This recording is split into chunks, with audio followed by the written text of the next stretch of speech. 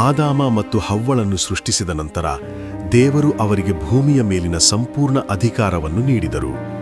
ಆ ತೋಟವು ಶಾಂತಿ, ಸೌಂದರ್ಯ ಮತ್ತು ಪರಿಪೂರ್ಣ ಸಮನ್ವಯದಿಂದ ತುಂಬಿತ್ತು.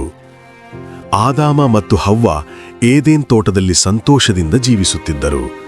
ಅವರು ದೇವರ ಜೊತೆ ನಡೆಯುತ್ತಿದ್ದರು. ಅವರು ದೇವರ ಧ್ವನಿಯನ್ನು ಕೇಳುತ್ತಿದ್ದರು.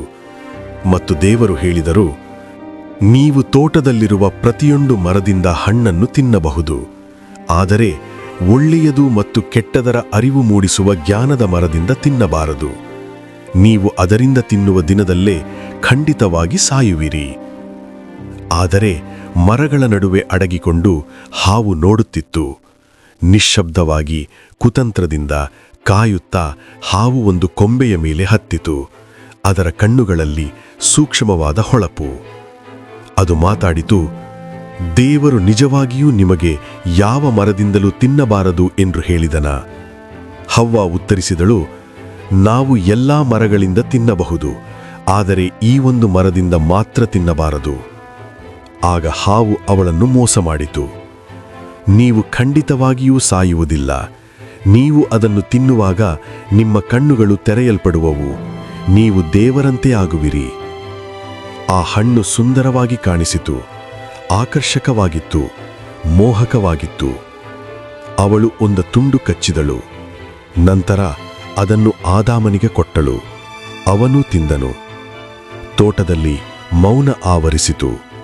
ಅವರ ಕಣ್ಣುಗಳು ತೆರೆಯಲ್ಪಟ್ಟವು. ಬಣ್ಣಗಳು ಮಂದವಾಗಿದವು. ವಾತಾವರಣ ಬದಲಾಗಿತು. ಅವರು ತಮ್ಮನ್ನು ನೋಡಿಕೊಂಡರು. ಲಜ್ಜೆಯಿಂದ ಅವಿಟುಕೊಂಡರು. ದೇವರು ತನ್ನ ಸೃಷ್ಟಿಗಳನ್ನು ನೋಡಲೆಂದು ಬರುವ ಸಮಯವಾಯಿತು. ಆದಾಮ್ ಹೇಳಿದರು, ನಮ್ಮ ಕಣ್ಣುಗಳು ತೆರೆಯಲ್ಪಟ್ಟಿವೆ. ಅವರು ಅಂಜೂರದ ಎಲೆಗಳನ್ನು ಹೊಲಿದು ತಮ್ಮ ದೇಹವನ್ನು ಮುಚ್ಚಿಕೊಂಡರು. ಆಗ ಅವರು ತೋಟದಲ್ಲಿ ನಡೆಯುತ್ತಿರುವ ದೇವರ ಧ್ವನಿಯನ್ನು ಕೇಳಿದರು. ಆದಾಮ್, ನೀನು ಎಲ್ಲಿದ್ದೀಯಾ? ಮಾನವನ ಹೃದಯದಲ್ಲಿ ಮೊದಲ ಬಾರಿ ಭಯ ಪ್ರವೇಶಿಸಿತು. ಆದಾಮ್ ಉತ್ತರಿಸಿದನು, ನಾನು ನಿನ್ನ ಧ್ವನಿಯನ್ನು ಕೇಳಿ ಭಯಪಟ್ಟೆ. ದೇವರು ಕೇಳಿದರು, ನಾನು ತಿನ್ನಬಾರದು ಎಂದು ಆಜ್ಞೆ ಕೊಟ್ಟ ಮರದಿಂದ ನೀನು ತಿಂದೆಯಾ? ಆದಾಮ್ ಉತ್ತರಿಸಿದನು, ನೀನು ನನಗೆ ಕೊಟ್ಟ ಮಹಿಳೆ, ಅವಳು ನನಗೆ ಕೊಟ್ಟಳು.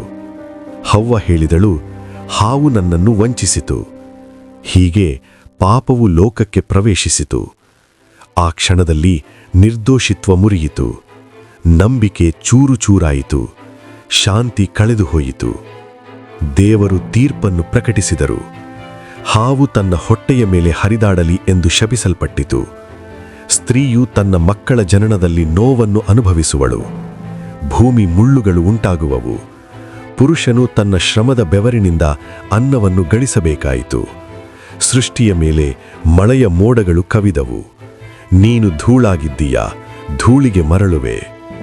ಆದರೂ ನ್ಯಾಯದಲ್ಲಿಯೇ ಕರುಣೆಯಿತ್ತು. ದೇವರು ಚರ್ಮದ ವಸ್ತ್ರಗಳನ್ನು ಮಾಡಿ ಅವರಿಗೆ ಉಡಿಸಿದರು. ನಂತರ ಏದೇನ್ ತೋಟದ ಬಾಗಿಲು ಮುಚ್ಚಲ್ಪಟ್ಟಿತು. ಜ್ವಲಿಸುವ ಕತ್ತಿ ಪ್ರವೇಶವನ್ನು ಕಾಯುತ್ತಿತ್ತು.